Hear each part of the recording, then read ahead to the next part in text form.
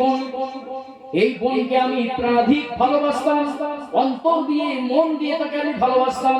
আয় আল্লাহ তাআলা, সে আমাকে 100 স্বর্ণ মুদ্রার দাবি করলো আমার কাছে। 100 স্বর্ণ মুদ্রার বিনিময় তুমি আমার সঙ্গে প্রেম বিনিময় করতে পারবে, এই দাবি রাখলো তার চাচাতো বোন তার কাছে। লোকটা বলে রব্বুল আলামিন, আমি বহু কষ্ট করার পর আমি 100 স্বর্ণ মুদ্রা নিয়ে আসলাম। 100 স্বর্ণ মুদ্রা নিয়ে আসার পরে আমি আমার চাচাতো বোনের হাতে ছেড়ে দিলাম। এবার চাচাতো বোন ওইটা নিয়ে আমাকে নিয়ে নিরিবিলি নির্জন স্থানে চলে গেল। এবার আমাদের যেটা হওয়ার সেটাই হবে, ছোটখাটো কোনো কাজ আর হবে না, এবার একদম গভীরের কাজ যেটা সেটাই হবে। 100 স্বর্ণ মুদ্রার বিনিময়ে আমি তার মোহর নষ্ট করব। ভালো করে শুনেন হাদিস। এখন এই পরিস্থিতিতে আমি 100 স্বর্ণ মুদ্রা তার জন্য তৈরি করে নিয়ে এসেছি। এবার ওই মহিলাটা অর্থাৎ ওই চাচাতো বোনটা ও আমার, ওর এই পারমিশন আর নেই যে ও আমার বিরোধিতা করবে, ও আমার মতের বিরুদ্ধে যাবে, ওর এই শক্তি আর কিন্তু নেই।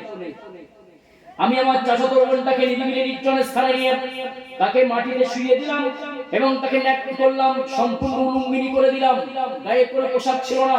আমি এবার আমার বাহু বেষ্টনীতে আবদ্ধ করে নিয়েছি।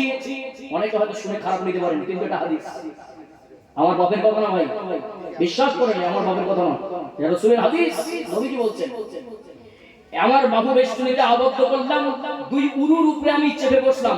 এবার আমার যে কাজ করার আপনারা নিশ্চয়ই বুঝতে পারছেন, আমি ওই কাজ করার জন্য একেবারে মনস্তাপ করেছি, পূর্ণাঙ্গ 100% আমি ওই কাজের ভিতরে লিপ্ত হব। ঠিক সেই সময় মাটিতে শুয়ে থাকা আমার চাচাতো বোনটা আমার দিকে তাকিয়ে বলছে, আল্লাহর বান্দা তুমি আল্লাহকে ভয় করো।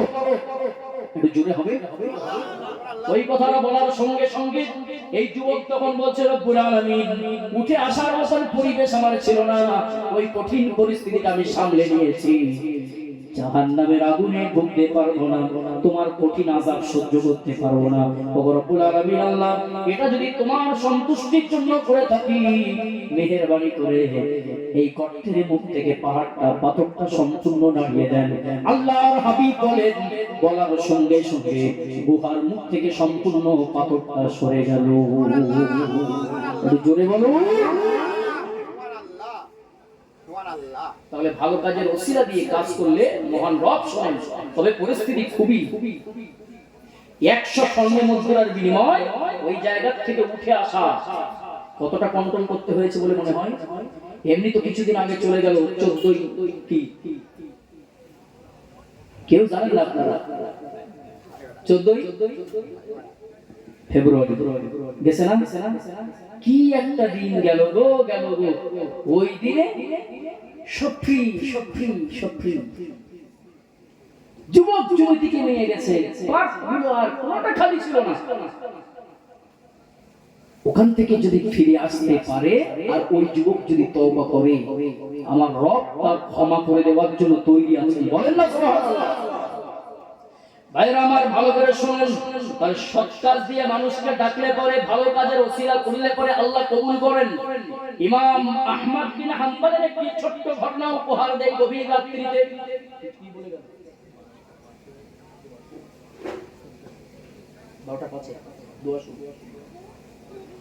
ইমাম আহমদ বিন হাম্বলের ছোট্ট একটি ঘটনা উপহার দেয়। রাগ করছেন না তো? বলবো কি না শেষ করে দেবো? হ্যাঁ বলবো। ইমাম আহমদ বিন হাম্বল জগৎ বর্ণ একজন ইমাম। এই ইমাম আহমদ বিন হাম্বল, যেহেতু এটা মাহে শাবান চলছে, আপনিও যদি আল্লাহর কাছে ইস্তেগফার কামনা করেন, আল্লাহ ক্ষমা করবেন আপনাকে। এই জন্য বলি, ইমাম আহমদ বিন হাম্বল রাহমাতুল্লাহ আলাইহি প্রচন্ড ঠান্ডার দিনে তিনি পথ চলছেন, একটা হাদিস গ্রহণ করতে যাচ্ছেন। কাছে কিছু বইপত্র আছে, খাতা কলম আছে, এইটা নিয়ে মাথায় করে বোঝা বানিয়ে তিনি চলছেন। চলতে চলতে চলতে চলতে ইমাম আহমদ বিন হাম্বল তিনি রাস্তা দিয়ে বেশ কিছু দূর চলে গেছেন। হঠাৎ করে মাগরিবের নামাজের ওয়াক্ত হয়ে গেল। কনকনে ঠান্ডার সময় মাগরিবের নামাজের ওয়াক্ত হয়ে গেল। এই মাগরিবের নামাজের ওয়াক্ত হওয়ার সঙ্গে সঙ্গে রাস্তার ধারে তিনি একটা মসজিদ পেলেন। ওই মসজিদে ঢুকে মাগরিবের নামাজ আদায় করলেন। মাগরিবের নামাজ আদায় করার পর বুড়া মানুষ ঠান্ডায় ঠকঠক করে কাঁপছে। ওই পরিস্থিতি নিয়ন্ত্রণে আনার জন্য তিনি মাগরিবের নামাজের সময় তিনি ওখানে বসে গেছেন আর ভাবলেন এশার নামাজটাও এখানে পড়ব। মনে মনে নিয়ত করেছেন এশার নামাজ পড়েও মসজিদের এক সাইডে গিয়ে আমি অপেক্ষারত থাকব, আগামীকাল ফজরের নামাজ জামাতের সহিত আদায় করে মসজিদ থেকে বিদায় নেব। আমার কথা সবাই বুঝতে পারছেন? মসজিদ থেকে বিদায় নেব। এই কথা বলার পর ইমাম আহমদ বিন হাম্বল তিনি মাগরিব পড়েছেন, এশাও পড়েছেন এক জায়গায় বসে। এশার নামাজ যখন কমপ্লিট হয়ে গেল, ভাই আপনি কি মাইক ম্যান? একটু ইকোটা কম দেন, একটু কম দেন, খুব কষ্ট হচ্ছে।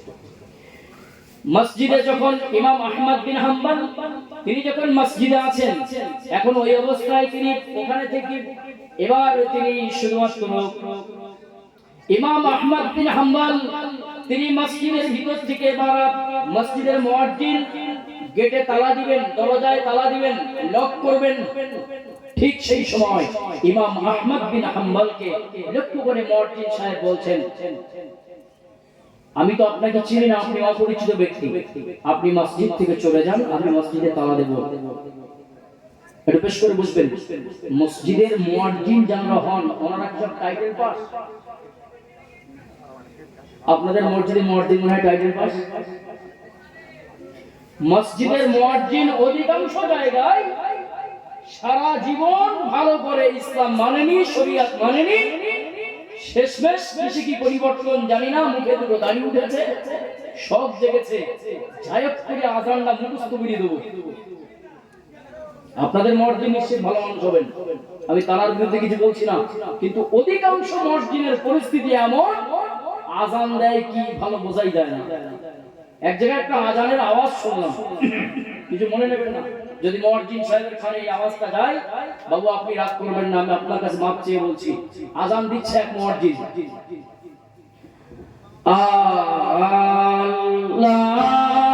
আল্লাহু আকবার, আল্লাহু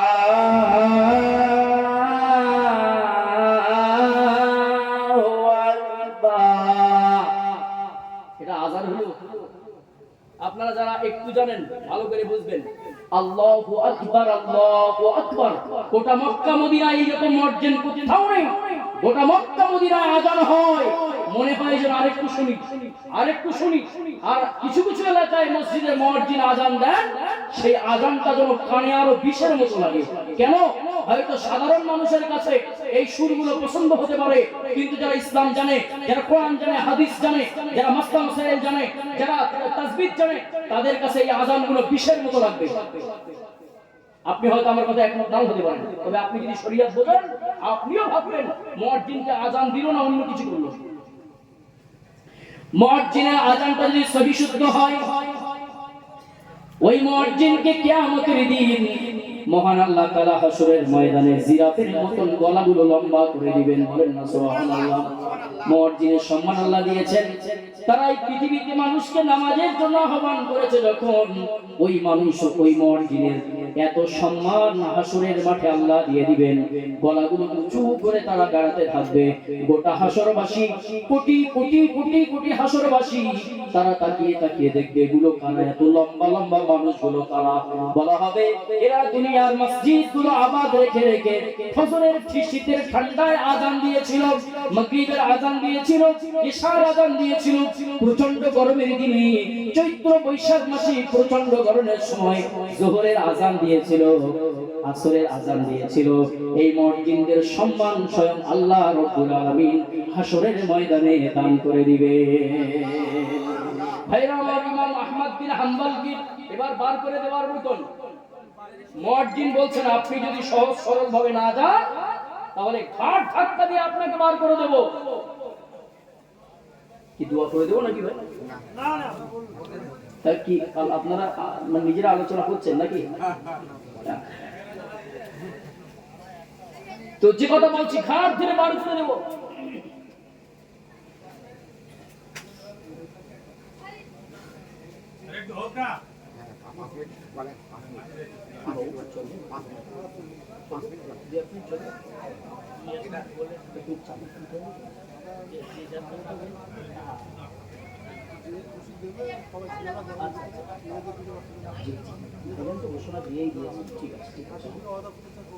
চলুন তাহলে ইমাম আহমদ বিন হাম্বলকে লক্ষ্য করে মুয়াজ্জিন, যেহেতু বলেছি বিরাট শিক্ষিত মানুষ মুয়াজ্জিন হয় না অধিকাংশ জায়গায়, তবে আপনাদের ব্যতিক্রম হয়তো তিনি নিশ্চিত জ্ঞানী মানুষ আপনাদের এলাকার যে মুয়াজ্জিন আছেন। এখন ইমাম আহমদ বিন হাম্বলকে বলছেন, আপনি যদি মসজিদ থেকে বার হয়ে না যান, ঘাড় ধাক্কা দিয়ে গলা ধাক্কা দিয়ে বার করে দেব। এখন জ্ঞানী মানুষ, জ্ঞানী যারা বোঝে তারা শুধু ইশারায়। ইমাম আহমদ বিন হাম্বল দেখলেন এ আমার সঙ্গে মুখে বলেছে মানে এই বেটা কাজে পরিণত করলেও করতে পারে, সুতরাং এখানে আর দাঁড়ানো আমার পক্ষে সম্ভব নয়। মসজিদের গেট দিয়ে তিনি আস্তে আস্তে নিজের বক্সা, নিজের বস্তা, নিজের গাঠুরিটা নিয়ে কিতাবপত্রগুলো নিয়ে এবার বার হয়ে গেছেন। প্রচন্ড ঠান্ডা, রাস্তায় চলার মতো না, প্রচন্ড শীত। ইমাম আহমদ বিন হাম্বল রাস্তা ধরে যাচ্ছেন, কিছু দূর তিনি পাড়ি দিয়েছেন, হঠাৎ করে দেখলেন রাস্তার ধারে একজন যুবক রুটি তৈরি করে, রুটি বিক্রি করে, রুটি সেকে, রুটি তাওয়ায় দেয়, এরপরে খরিদ্দারের হাতে প্যাকেট করে বিক্রি করে দেয়, পয়সা নিয়ে বাক্সে রাখে, এই তার কাজ। ইমাম আহমদ বিন হাম্বল তিনি দাঁড়িয়ে দাঁড়িয়ে দেখলেন দূর থেকে যুবক রুটি তৈরি করছে, রাস্তায় আর তো কোনো লোক নেই। রাত যত বেশি হয় রাস্তায় লোক পাওয়া যায় না, রাস্তায় কোনো লোক নেই। এই অবস্থায় তিনি ওই যুবককে লক্ষ্য করে সামনের দিকে এগিয়ে গেলেন। যুবকের এই অবস্থা দেখি ইমাম আহমদ বিন হাম্বল আস্তে করে সেখানে এগিয়ে গেলেন, আর এগিয়ে যে যুবককে সালাম দিলেন, আসসালামু আলাইকুম ইয়া শাহ, হে যুবক তোমার প্রতি আল্লাহর রহমত বর্ষণ হোক, সালাম। এই কথা যখন বলেছেন ইমাম আহমদ বিন হাম্বলের উত্তরে ওই যুবক যখন বললেন ওয়া আলাইকুম আসসালাম, জবাব দিয়ে দিলেন, ইমাম আহমদ বিন হাম্বল বললেন, ও যুবক তোমার এই উনানের পাশে, উনান বুঝেন তো, চুলা, উনান, গ্যাসের ওভেন যাই বলেন, তোমার এই উনানের পাশে এই যে আগুনগুলো বার হয়ে যায় রুটি সেকার পরে, রুটি তাওয়ায় যে গরম করা হয়, হাঁড়িতে পাতিলে যেটা গরম করা হয়, তার সাইড দিয়ে আগুন প্রবাহিত হয় না, হয় না, আগুন উঠে যায় না। ইমাম আহমদ বিন হাম্বল বলছেন, যুবক এই আগুনের ধারে আমি যদি এই গভীর রাত্রিতে তোমার পাশে একটু দাঁড়িয়ে থাকি, আমি যদি একটু গরম অনুভব করি, এতে কি তোমার কোনো ক্ষতি আছে নাকি? একটু জোরে বলবেন, একটু জোরে বলেন না সুবহানাল্লাহ। যদি বলেন হুজুর এখানে সুবহানাল্লাহ বলার জায়গা না, তো বললাম কেন? হ্যাঁ বলবেন, এই জন্য অনেক মানুষ মসজিদে আসে নিজের জুতো বুট ওটা পরে ওযু করা যায় না, ওই মুসল্লিদের জুতো থাকে আর সেই জুতো ইচ্ছা মতন পায়ে কাটাই নিজের বুটটা পাশে রেখে যায়, আর বিরাট একটা বডির একটা গরম দেখায় যে আমার পায়ে ছিল বুট, বিরাট একটা কিছু। আমি ওই যে জুতোটা বেটা তুমি নিলে কার অনুমতি নিলে? এর জন্য কিয়ামতে হিসাব দিতে হবে। কি করতে হবে? এর জন্য হিসাব দিতে হবে। আর আমি আগুনের ধারে, আগুন যেটা বার হয়ে যাচ্ছে, ওই আগুন তো আর ফিরিয়ে আনা সম্ভব নয়। সম্ভব কি? ইমাম আহমদ বিন হাম্বল দেখছেন যে আমি এই আগুনের ধারে দাঁড়িয়ে যদি গরম নিই, তাহলে অবশ্যই এই যুবক যদি অনুমতি না দেয় তাহলে আমার জুলুম করা হবে। একটু জোরে বলবেন না?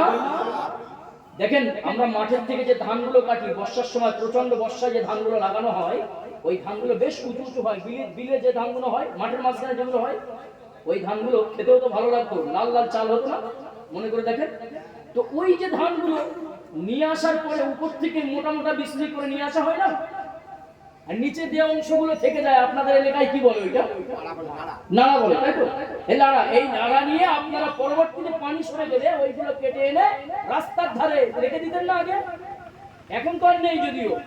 এখন যখন ওই রাস্তার ধারে রাখা হতো, ওই সময় 5 ওয়াক্ত নামাজি মুখে দাঁড়ি, ওই ব্যক্তিও যখন প্রচন্ড ঠান্ডায় শীতে পড়েছে, ওই বিড়ি টানা যে ম্যাচ ছিল পকেটে, ওইটা বার করে ফকাস করে ধরিয়ে দিয়ে এরপরে গরম নিচ্ছে, আর আবার 5 ওয়াক্ত নামাজি।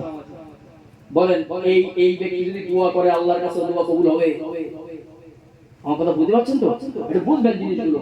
ইমাম আহমদ বিন হাম্বল তিনি আগুনের ধারে একটু দাঁড়াবেন, যুবকের অনুমতি নিচ্ছেন। যুবক যদি অনুমতি না দেয়, আমি এখানে দাঁড়াতে পারি না। জোরে বলেন সুবহানাল্লাহ।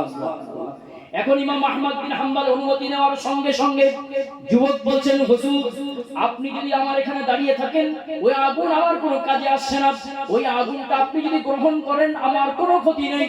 হুজুর আপনি আগুনটা নেন, আমার কোনো অসুবিধা নেই, আমি কেন পারমিশন আপনাকে দেব না? ইমাম আহমদ বিন হাম্বল দাঁড়িয়ে গেলেন, আল্লাহ শুকরিয়া আদায় করে দাঁড়িয়ে গেলেন।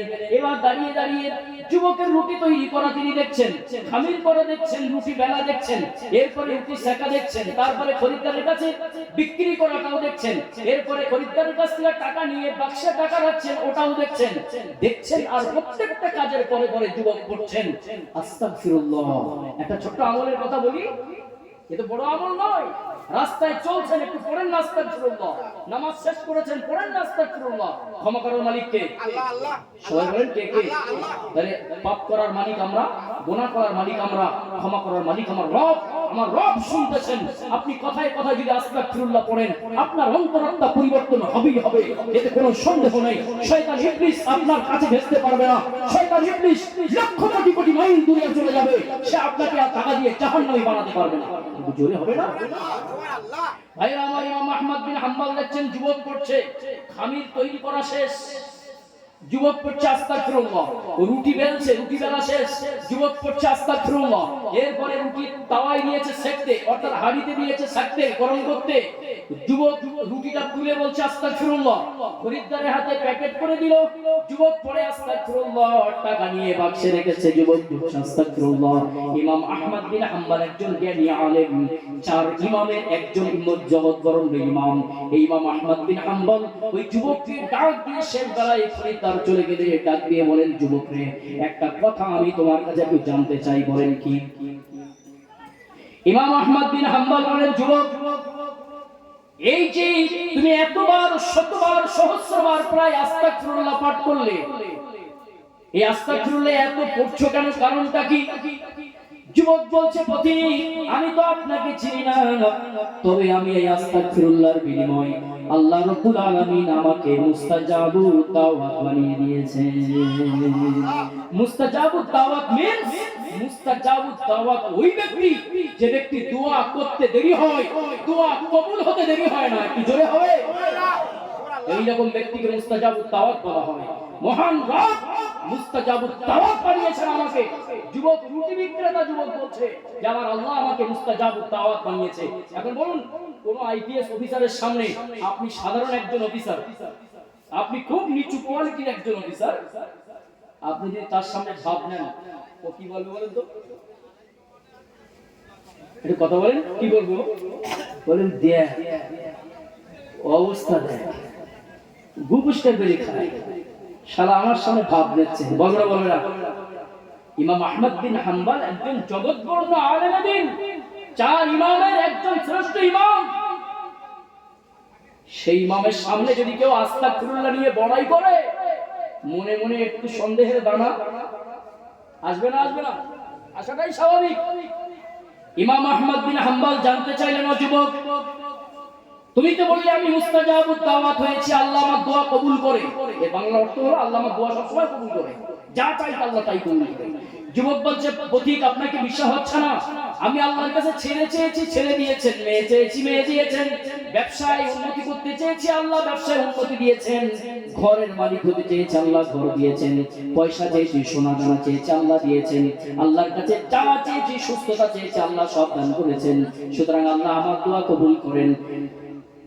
যুবক আরো বললেন, ওগো পথিক, আমি তো আপনাকে চিনি না, তবে আমি একটা দোয়া আমার আল্লাহর দরবারে এখনো কবুল হয়নি, আমার একটা আক্ষেপ থেকে গেল। আমার এই জামানার শুনেছি একজন বড় আলেমে দ্বীন আছেন, নাম তার ইমাম আহমদ বিন হাম্বল। পথিক, আমি তো আপনাকে চিনি না, আমার মনে প্রাণে শখ হলো ইমাম আহমদ বিন হাম্বলকে দুই নজরে আমি একদিন দেখব, আর তার মুখে, চোখে, তার কপালে আমি একটা চুমা দেব মহব্বত ভরে। একটু জোরে হবে? এটাই আমার মনের আশা আকাঙ্ক্ষা, আর কিচ্ছু না। তবে পথিক, এই দোয়াটা আল্লাহ এখনো কবুল করেননি, বাদ বাকি সব দোয়া আমার আল্লাহ শুনেছেন। ইমাম আহমদ বিন হাম্বল আর থাকতে পারলেন না, তিনি এবার যুবককে কাছে টেনে বললেন, যুবক, তোমার এই আস্তাগফিরুল্লাহর বিনিময়ে তোমার এই দোয়াটাও আমার রব কবুল করেছে। ও যুবক, আহমদ বিন হাম্বলকে খোঁজার জন্য তার বাড়ি তোমার যাওয়ার প্রয়োজন নাই, কোন মসজিদে যাওয়ার দরকার নাই, মাদ্রাসায় যাওয়ার দরকার নাই। গভীর রাত্রিতে আমার রব্বে কারীম তোমার এই আস্তাগফিরুল্লাহর বিনিময়ে আহমদ বিন হাম্বলকে তোমার সামনে পাঠিয়ে দিয়েছে। নারে তাকবীর। যুবক তার নাকে মুখে চোখে এরপরে বলছেন, হুজুর আমি ধন্য হয়েছি, আমার এই দোয়াটা কবুল হতে দেরি হয়েছিল, কিন্তু এটাও আমার রব কবুল করে নিয়েছেন। জোরে বলেন সুবহানাল্লাহ। ভালো আমল করুন, আল্লাহ পাক আপনার মনের আশা আকাঙ্ক্ষা বাসনা কবুল করবেন, জীবনের ভুল ত্রুটি সব মাফ করে দিবেন। ভাইজান হুজুর একটু আগে ঘোষণাও আপনাদের সামনে দিয়ে গেছেন, আমি ওই ঘোষণার দাবিদার হিসাবে আপনাদের কাছে একটু ছোট্ট করে হাতটা বাড়াবো। মসজিদের দিকে তাকিয়ে, এত বড় বিরাট মাহফিলের জন্য তাকিয়ে এবং বিভিন্ন সরঞ্জামের দিকে তাকিয়ে আপনারা যদি একটু মেহেরবানি করে যে যা পারেন একটু যদি দেন, বঞ্চিত না করেন। 10 টাকা হোক, 5 টাকা হোক, 1 টাকা হোক, যদি আপনি একটু শরীক হন, আল্লাহর কাছে একটু প্রাণ খুলে গভীর রাত্রিতে দোয়া করব। একটু দোয়া সবার প্রয়োজন আছে না নেই ভাই? সবারই প্রয়োজন আছে। আল্লাহ সকলকে সুস্থ রাখবেন, ভালো রাখবেন, নামাজি বানাবেন, মুত্তাকি বানাবেন। সব ও যুবকেরা, যুবক ভাইরা, কমিটির ভাইরা, আপনারা মেহেরবানি করে একটু ভিতরে যান। সকলে উঠলে পরে পরিবেশটা নষ্ট হবে। যেটা পারেন পকেটে একটু হাত চালিয়ে দেন, আল্লাহর নাম করে মহব্বত দিয়ে একটু বিশ্ব নবীর শানে মানের দিকে তাকিয়ে, আখরি পয়গম্বরের দিকে তাকিয়ে, মসজিদের দিকে তাকিয়ে, আল্লাহর ঘরের দিকে তাকিয়ে আসেন। বাবু যদি মনে করেন যে আমার হাতে একটু হাত দিবেন, আসেন, কোনো অসুবিধা নাই। তবে আল্লাহর বান্দা একজন 100 টাকা দিয়েছেন, আমার বাবু তিনি 100 টাকা দিয়েছেন, একটু তাকবীর দাও, নারায়ে তাকবীর। আল্লাহ যে 100 টাকা দিয়েছেন আমার বাবু, আল্লাহ তুমি হায়াতে দিনে জিন্দেগিতে বরকত দাও, আইন কামে ফসল পাতিতে চাষবাসের ভিতরে বরকত দাও, রুজি রোজগারের ভিতরে কোনো কষ্ট রেখো না মাবুদ। আয় আল্লাহ তাআলা যে দান করছেন, আপনার বান্দারা দান দিচ্ছেন, আপনি তাদের অন্তরকে খুলে দেন, তাদের হাতকে উন্মুক্ত করে দান করার শক্তি দেন। আল্লাহ এই কালীন সমস্ত ত্রুটিগুলো মাফ করে দেন, আল্লাহ তাদের গোপন গুনাহগুলো মাফ করে দেন। আমার এই কি নাম ভাই? আশরাফুল ঢালি আমুলিয়া, আশরাফুল আমুলিয়া ভাই, আমার এই ছোট্ট নগণ্য আমি রুহুল আমিন আমার কথা শুনে 1000 টাকা দিয়েছেন। আপনার নামটা কি? আবু সিদ্দিক সাহেব, তিনি দিয়েছেন 500 টাকা। আমার আরেকজন বাবু তিনি দিয়েছেন 100 টাকা। আল্লাহ এই সমস্ত দানগুলো কবুল করেন, বলেন আল্লাহুম্মা আমিন। আল্লাহ এই সমস্ত ভাইদের রুজি রোজগারে বরকত দান, বলেন আল্লাহুম্মা আমিন। আল্লাহ রোগশোক থেকে তুমি হেফাজত করো, মনের আশা পূর্ণ করে দাও। আল্লাহ তাআলা মরণের আগে একবারের জন্য আমার এক ছোট্ট আমার ছোট্ট একটি কোচি সোনামণি, আমার একটা ছোট্ট সন্তান চতুল্য, সে কয়েকটি টাকা দিয়ে গেল। আল্লাহ এই দান তুমি কবুল করো, ওই বাচ্চাকে লেখাপড়ার সুযোগ দাও রব্বুল আলামিন। তুমি এই বাচ্চাকে আলী আসগারের মতন কবুল করে নাও, বলেন আল্লাহুম্মা আমিন। ভাইরা আমার, কেউ যেন বঞ্চিত করবেন না। আল্লাহ পাক রব্বুল আলামিন তিনি এই দানটাকে বিফলে দিবেন না। কিয়ামতের দিন এই দানগুলো বড় হয়ে দেখা দিবেন। হাসরের ময়দানে আপনার জন্য বিপদ মুসিবত থেকে আল্লাহ উদ্ধার করে দিবেন, বলেন আমিন। কোন ব্যক্তি যদি মসজিদে দান করে, ভালো কাজের জন্য কোন ব্যক্তি যদি দান করে দেন, আল্লাহ নবী বলেছেন 3 শ্রেণীর আমল কোনদিন বন্ধ হয় না। আমার কথাটা বুঝবেন আর দান করবেন আর বুঝবেন। 3 শ্রেণীর আমল কোনদিন বন্ধ হয় না। পৃথিবীর মানুষ এই 3 শ্রেণীর কথা বিশ্বনবী আমার বলেন, ইযা মাতাল ইনসান, মানুষ যখন মৃত্যুবরণ করে, ইন কতা আলহু আমালুহু, তার আমলের রাস্তাগুলো সব ছিন্ন করে দেওয়া হয়। আরে আপনারা অনেক টাকা দিয়েছেন, একটু তাকবীর দেন তো, নারায়ে তাকবীর। দাতাগণ বলেন না জিন্দাবাদ, দাতাগণ। আল্লাহ সমস্ত দাতাদের রুজি রোজগারে বরকত দেন, বলেন আল্লাহুম্মা আমিন। রোগ শোক বালা মুসিবত থেকে হেফাজত করেন, বলেন আল্লাহুম্মা আমিন। আমার মায়েরা বোনেরা, তারাও নিশ্চিত কিছু দিয়ে হয়তো শরীক হবেন। কমিটির ভাইরা আপনারা অন্তত একটু মায়েদের ভিতরে ছোট্ট বাচ্চাদেরকে পাঠিয়ে দিতে পারেন একটা টুপি নিয়ে। আমার বাবু তিনি বসে থাকতে পারলেন না, জি জি জি, আরে অনেকগুলো টাকা আবার নিয়ে এসেছেন। আল্লাহ এই দানগুলো কবুল করেন, এই দান হাসরের ময়দানে নাজাতের জরিয়া হয়ে যাবে, বলেন আল্লাহুম্মা আমিন। ছোট্ট হাদিস যেটা তেলাওয়াত করেছি একটুখানি বলি, ব্যস্ত হচ্ছেন না তো? হাদিসটা একটু শুনেন, শেষ বেলায় ভালো লাগবে ইনশাআল্লাহ। নবী বলছেন, ইযা মাতাল ইনসান, মানুষ যখন মৃত্যুবরণ করে, মানুষ যখন মৃত্যুবরণ করে, ইন কতা আনহু আমালুহু, তার আমলের সব রাস্তাগুলো কেটে দেওয়া হয়। আপনারা কেউ কি দেখেছেন আপনার বাবা মারা গেছে, দাদা মারা গেছে, মা মারা গেছে, জোহরের সময় জানাজা ঘোষণা হয়েছে মসজিদের মাইকে, আপনার মা কাপনের ভিতর থেকে উঁকি মেরে কি, আপনার দাদু কাপনের ভিতর থেকে উঁকি মেরে কি বলেছেন যে বাবু কি খোকা কি ছেলে, আমার লাশটা একটু পরে নিয়ে যাবে, আমি জোহরের নামাজটা একটু আদায় করে নেই? বলেছে সারা জীবনে, আর বলবেও না। অতীতে বলেনি, বর্তমানে বলছে না, আগামীতেও বলবে না। সুতরাং নবী বলছেন মানুষ যখন মৃত্যুবরণ করে তার আমলের সব রাস্তাগুলো বন্ধ হয়ে যায়, ইল্লা মিন সালাসাতিন, তবে তিনটি আমলের রাস্তা কখনো বন্ধ হয় না। একটু জোরে বলেন না তিনটি আমলের রাস্তা কোনটা? নবী বললেন সাদাকাতিন জারিয়া, সাদাকায়ে জারিয়া যেটা অর্থাৎ মসজিদ, মাদ্রাসা, মক্তব, এতিমখানা এবং রাস্তা, কালভার্ট, এই সমস্তগুলো উন্নয়নমূলক যে কাজগুলো করা হয়, সেখান থেকে মানুষ যদি একটা উপকার পায়, ওই উপকারটা যতদিন পেতে থাকবে আপনি কবরে শায়িত অবস্থায় সওয়াব পাবেন। একটু জোরে হবে না? আপনার দেওয়া অর্থে, আপনার দেওয়া টাকায় মসজিদের যদি একটা সিমেন্ট কেনা হয়, ভালো করে বুঝবেন, মসজিদে যদি এক বস্তা বালি কেনা হয় আর ওর উপরে যত মুসল্লি সেজদা দিবে, কিয়ামত পর্যন্ত কবরে শুয়ে আপনিও সমান নেকির ভাগীদার হবেন। একটু জোরে বলে। এরপরে কি করছেন দেখেন, নবী বলছেন এমন ইলম সে অর্জন করলো যার দ্বারা উপকার পেয়েছে, উপকার করিয়েছে সমাজকে, এইরকম ইলম দ্বারাই সেই ব্যক্তি মৃত্যুবরণ করার পরে ওই ব্যক্তির কবরে সওয়াব দেওয়া হবে। বোঝানোর জন্য বলি, মনে করেন আপনার মসজিদের ইমাম সাহেব মুক্তব পড়ান না ভাই? মুক্তবের ব্যবস্থা আছে আপনাদের এখানে? মুক্তব পড়াচ্ছেন, মুসল্লিদেরকে নামাজ শেখাচ্ছেন না শেখান না? শেখাচ্ছেন। ওই ইমাম সাহেব হুজুর একদিন থাকবেন না, আপনি তো নামাজি থেকেই যাবেন, আপনি যতবার সেজদা দিবেন ইমাম সাহেব হুজুর কবরে যে ওই সওয়াব পাবেন। জোরে বলে। 3 নম্বরে নবী বলেছেন আওয়ালাদিন সালিহিন ইয়াদুলাহু, যদি কেউ সৎ নেক সৎ সন্তান রেখে যেতে পারে, সে যদি তার পিতামাতার জন্য আল্লাহর কাছে একবার হাত তুলে দোয়া মোনাজাত করে, অবশ্যই আল্লাহ রাব্বুল আলামিন তার বিনিময়ে ফেরত দেবেন না, কবরে শায়িত অবস্থায় সওয়াব পেতে থাকবে। সুবহানাল্লাহ। 3টি আমলের কথা বললাম, ছোট্ট একটি আমল নিজে নিজে করার একটা কথা বলে গেলাম। তওবা আস্তাগফিরুল্লাহ বড় করে লম্বা করে পড়তে না পারলেও ওই যে রুটি বিক্রেতা যুবকের মতো শুধু মুখে মুখে একটু চলতে চলতে পড়েন, নামাজের পরে পড়েন, শুয়ে পড়ে পড়েন, পড়লে পরে আপনার জন্য শয়তান ইবলিস দাগা দিয়ে পথভ্রষ্ট করতে পারবে না। ভাইরা আমার, আপনারা দান দিয়েছেন, মায়েরা বোনেরা কিছু দিবেন নাকি? দিয়েছেন, আনতে গিয়েছেন, তাহলে ছোট্ট একটি হাদিস কি বলবো, নিয়ে আসুন। আপনারা রাগ করছেন না তো? আর যদি কেউ বলেন যে একটু ওয়াদা করবো মসজিদের ব্যাপারে, করতে পারেন, কাছে না থাকতে পারেন, এটা করতে পারেন। হুজুর বলছেন একটু নামটা লিখবেন অন্তত। যদি কেউ ওয়াদা করতে পারেন করেন, তবে শয়তান থেকে বাঁচতে গেলে কি মাধ্যম ব্যবহার করতে হয়, একটি হাদিস আপনাদের সামনে একটুখানি উপস্থাপন করি, আসলে মোনাজাত হয়ে যাবে ইনশাআল্লাহ। যাকাতের মাল একত্রিত হয়েছে রমজানুল মুবারকে, যাকাতের মাল একত্রিত হয়েছে রমজানুল মুবারকে। রমজান মাসে আমরা যাকাত দিই না? যাকাত ফিতরা অর্থ সাদকা করি। রমজান শরীফে যাকাতের মাল একত্রিত হয়েছে।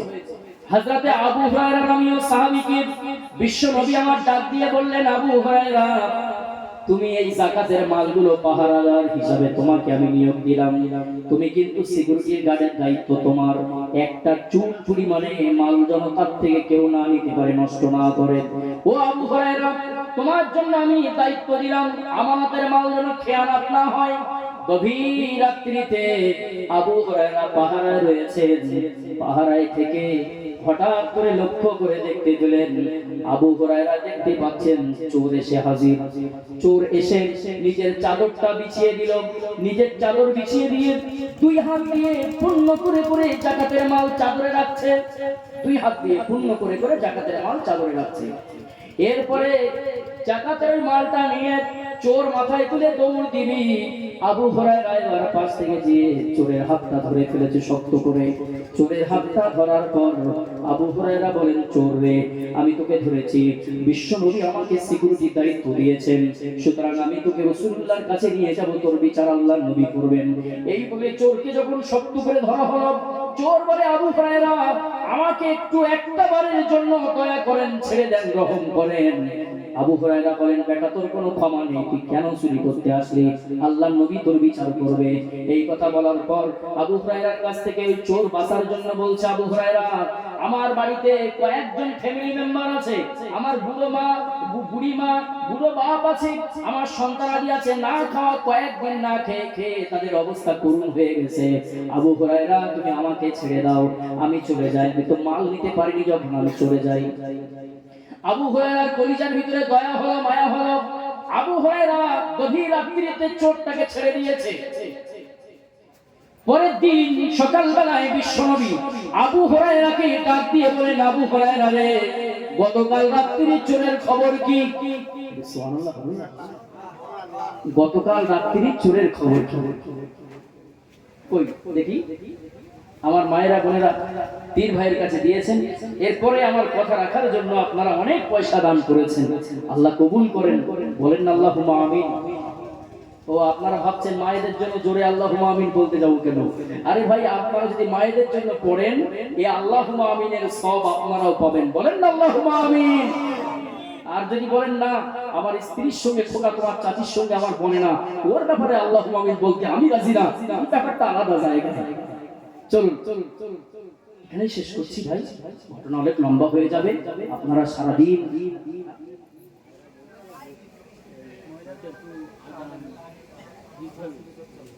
আজান দিতে হবে। আমি তো আজানের লোক না, কি মানা পয়সা দেবে? আর এই ছোট্ট একটা বাবু 20 টাকা, আল্লাহ কবুল করেন, আল্লাহ দান কবুল করেন। মায়ের একটা দাবি রেখেছেন, কিন্তু আমি তো আজানের লোক না ভাই, তো ছোট্ট একটা দাবি শেষ দিকে কি বলবো, আমি তো সময় তো খুবই কম, যেহেতু আপনারাও ব্যস্ত হয়ে যাচ্ছেন।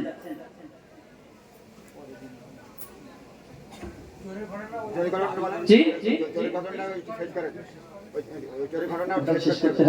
আমার অসুবিধা নেই, কিন্তু আপনাদের নিয়ে আমার তো চলতে হবে, আমার কোনো অসুবিধা নেই। একটা তাকবীর দাও, নারায়ে তাকবীর। পুরান 2-4 ঘন্টা ভাই আমার কিছু মনে হয় না, হতে পারি হালকা পাতলা, কিন্তু আল্লাহ চালিয়ে নেন। ফুরফুরা হুজুরের রূহানি দোয়া, পীর আবু ইব্রাহিম সিদ্দিকী রাহমাতুল্লাহ আলাইহির খাস রূহানি দোয়ায় আল্লাহ আমাকে এই পর্যন্ত নিয়ে এসেছেন, আল্লাহ কবুল করেন, বলেন আমিন। ভাইরা আমার, আবু হুরায়রা রাদিয়াল্লাহু তাআলা আনহু তিনি চোরকে ছেড়ে দিয়েছেন। বিশ্বনবী সকালবেলায় বললেন, ওগো আবু হুরায়রা, গতকাল রাত্রি সেই চোরের খবর কি? আবু হুরায়রা বলেন, হুজুর, আমি চোরটাকে ছেড়ে দিয়েছি।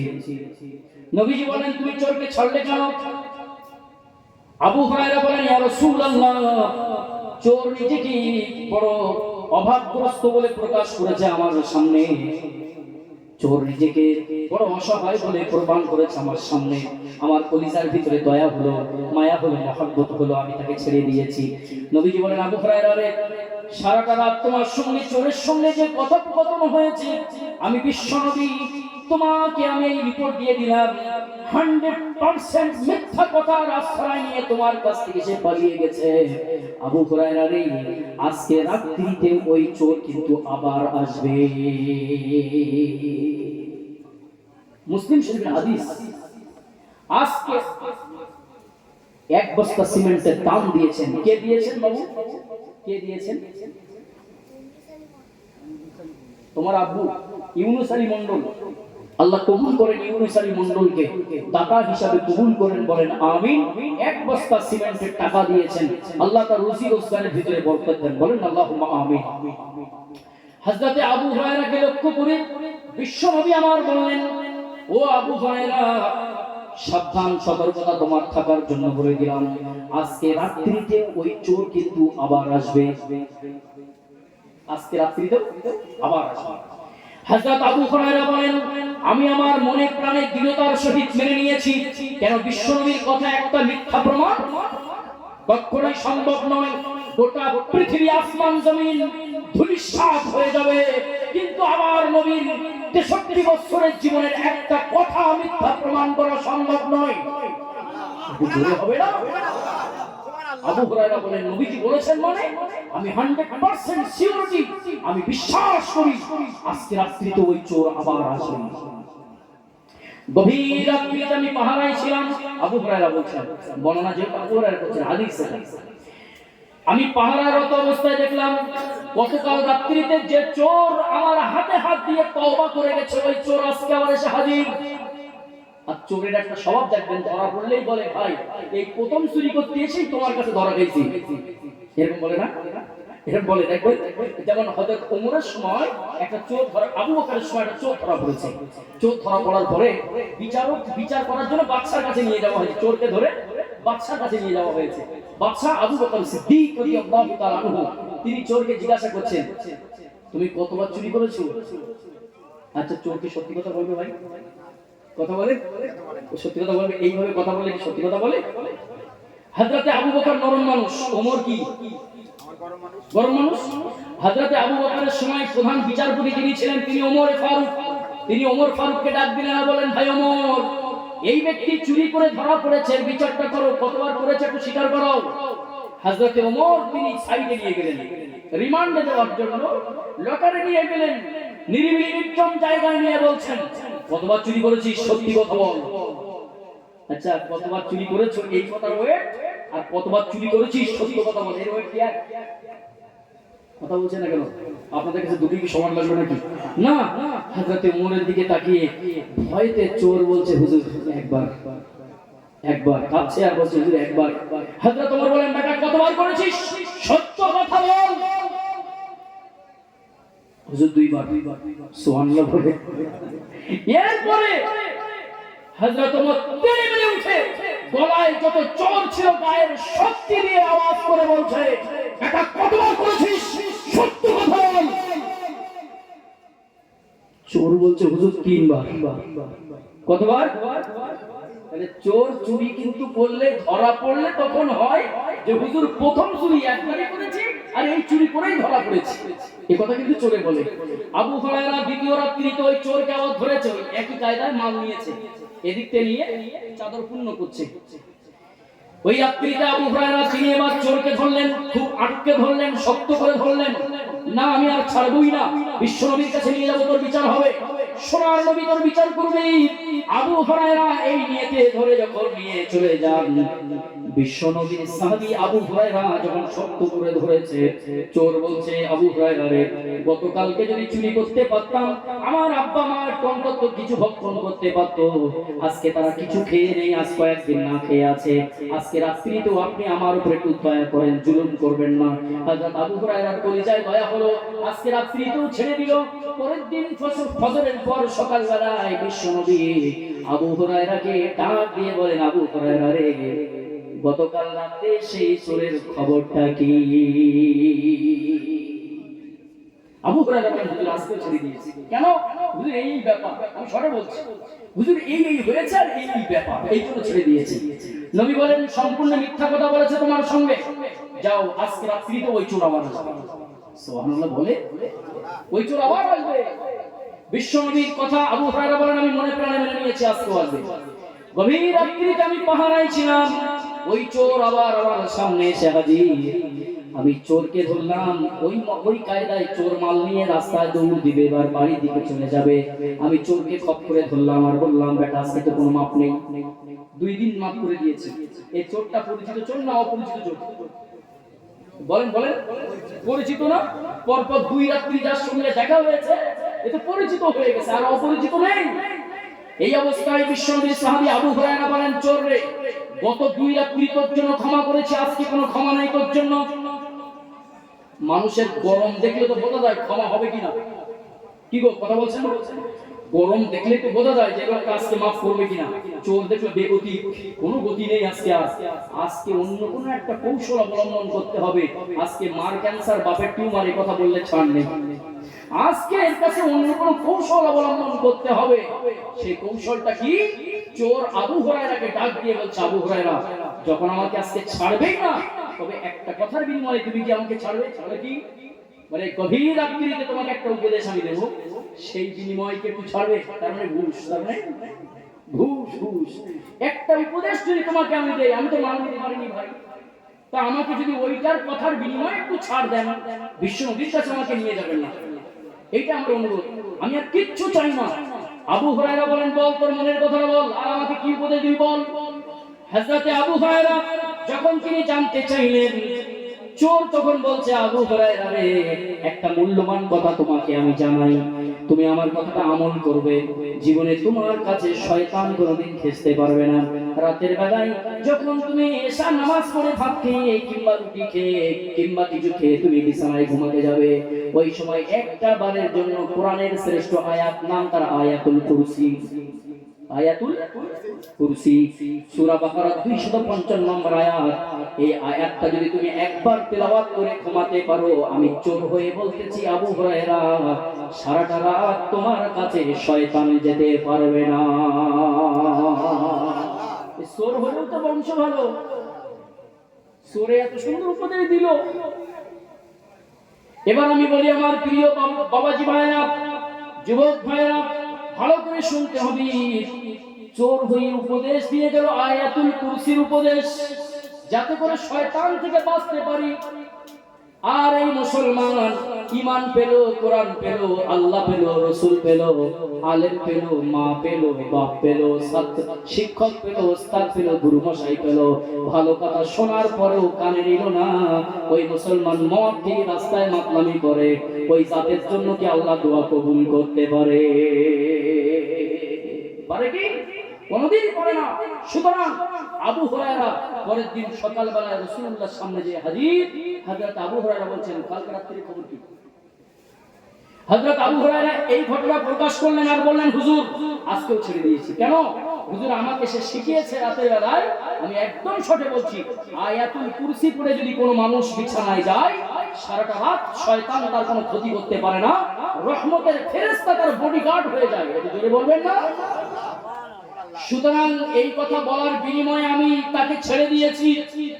আল্লাহ নবী বলেন, এই 3 রাত্রি তুমি যে কথাগুলো শুনেছো, 2 রাত্রির কথাগুলো 100% মিথ্যা কথা বলেছে।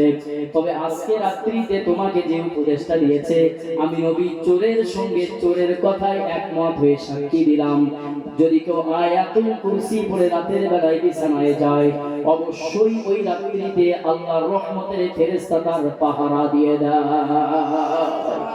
এবার আবু হুরায়রা চলে আসতেছেন, সোনার নবী আবু হুরায়রাকে ডাকলেন, ও আবু হুরায়রা শোনো, পরপর 3 রাত্রিতে তুমি কথোপকথন করলে, তবে কি কথা? আল্লাহুম্মা আমিন। ربنا ظلمنا انفسنا وان لم تغفر لنا وترحمنا لنكونن من الخاسرين। আয় আল্লাহ তাআলা, ভাঙাগড়া ভাবে যে কথাগুলো বলেছি, মালিক তুমি রব হিসাবে সব শ্রবণ করেছো, আল্লাহ তুমি কবুল করে নাও। রব্বুল আলামিন, আল্লাহ আজকে উপস্থিত বক্তা শ্রোতা আমরা যারা আছি, জীবনের সমস্ত গুনাহগুলো তুমি maaf করে দাও। আল্লাহ গো, যে সওয়াবটুকু তুমি দিয়ে থাকো, এই সওয়াবটুকু বিশ্ব নবী মুহাম্মদ রাসূলুল্লাহ সাল্লাল্লাহু আলাইহি সাল্লামের রওজা মুবারকে পৌঁছে দাও। तमाम পৃথিবীর মাটির নিচে যত মুমিন মুমিনা চলে গেল, আল্লাহ তুমি সকলের কবরে সওয়াবটুকু বন্টন করে দাও। আজকে বামিহাটি এলাকার মানুষেরা, এই বেরেডাঙ্গা গ্রামের মানুষেরা, যত মানুষ এই ইসলামের সওয়াবের জন্য সহযোগিতা করেছে, প্যান্ডেল খরচা দিয়েছে, যুক্তি দিয়েছে, অর্থ দিয়েছে, 4 টাকা দিয়েছে, দান করেছে, খয়রাত দিয়েছে, আল্লাহ তুমি সকলকে কবুল করে নাও। আমরা যারা আব্বা মাকে হারিয়েছি, আমাদের আব্বা মায়ের কবরগুলো তুমি maaf করে জান্নাত বানিয়ে দাও। দাদা দাদি নানানি আত্মীয় স্বজন যে যেখানে চলে গেল, একজন আলেম দ্বীন তার স্ত্রী অসুস্থ অবস্থায় দোয়ার আবেদন করেছেন, গভীর রাত্রিতে দোয়া করেন, আল্লাহ যেন তাকে হায়াত জিন্দেগিতে বরকত দেন, সুস্থতা যেন দান করেন, আল্লাহ সকলকে যেন রোগ শোক থেকে হেফাজত করেন। বলেন